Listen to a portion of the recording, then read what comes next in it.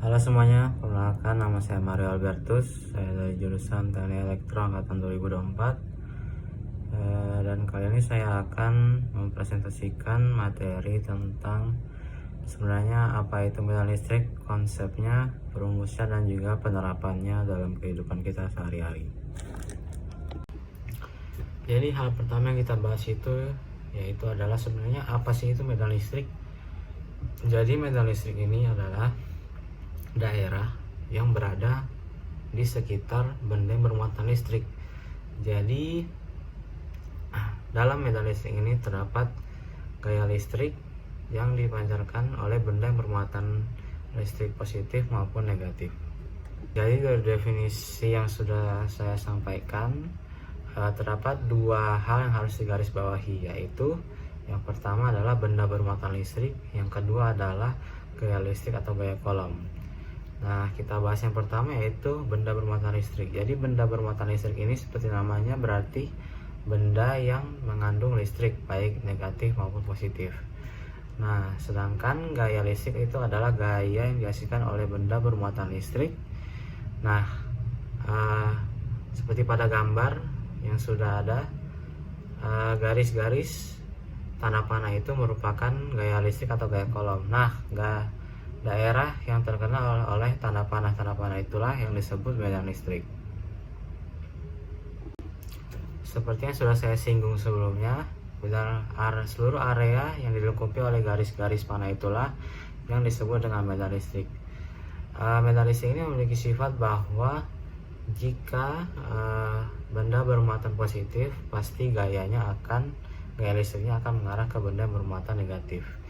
Terlihat pada gambar A di sini, gaya listrik yang dipancarkan oleh benda bermuatan listrik positif mengarah pada benda bermuatan listrik negatif. Dan jika benda bermuatan positif dan positif dipertemukan atau didekatkan, maka kedua gaya listrik atau gaya kolomnya akan saling menjauh, baik itu negatif-negatif ataupun positif dengan positif. Kuat medan listrik dapat dihitung besarnya menggunakan rumus kuat medan listrik, yaitu E sama dengan F bagi Q. Di sini besar kuat medan listrik dilambangkan sebagai huruf E yang merupakan hasil bagi antara gaya kolom yaitu F dengan besar muatan yang diuji yaitu C. Di sini kuat medan arus listrik berbanding lurus dengan gaya kolom. Jadi semakin besar gaya kolomnya, maka semakin kuat medan listrik tersebut, dan berbanding terbalik dengan besar muatan yang diuji. Satuan utama dari kuat medan arus listrik ini adalah Newton per kolom. Jadi medan listrik ini didefinisikan sebagai gaya listrik per satuan muatan, di mana Newton ini berasal dari gaya listrik atau gaya kolom, dan C atau kolom ini berasal dari besar muatan yang diuji. Selain dari rumus itu, terdapat satuan lain yang bisa didefinisikan sebagai satuan dari medan listrik ini, yaitu volt per jarak atau D. Nah, di sini sebenarnya volt per jarak ini ekuivalen dengan Newton per kolom, karena volt itu adalah Newton kali meter per kolom dibagi dengan meter, sehingga hasil akhir dari rumus ini adalah Newton per kolom juga, yang sama dengan volt per jarak. Dalam kehidupan kita sehari-hari terdapat teknologi yang menggunakan konsep medan listrik. Salah satunya adalah wireless charging dari power bank. Jadi wireless charging ini adalah pengisian daya yang dilakukan tanpa menggunakan kabel. Wah, pasti kita pikir bahwa sebenarnya gimana sih konsepnya wireless charging, itu hanya ditempel tetapi bisa mengisi daya dari handphone. Nah, sebenarnya wireless charging ini memakai konsep dari medan listrik, yaitu wireless charging ini mengeluarkan medan listrik atau medan magnet untuk mengisi daya baterai dari charger ke perangkat.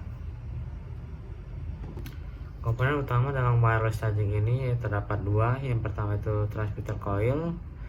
Jadi transmitter coil ini terdapat pada saja di kabel seperti power bank, dan transmitter coil ini berfungsi untuk memastikan medan elektromagnetik ketika dialiri listrik.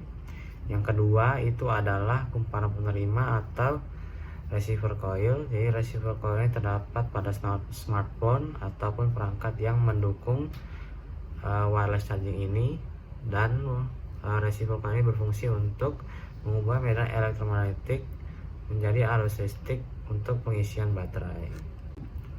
Wireless charging ini memiliki kelebihan dan kekurangannya sendiri.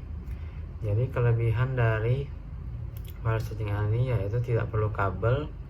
Jadi kita tidak perlu repot-repot untuk mencari kabel, jadi lebih praktis.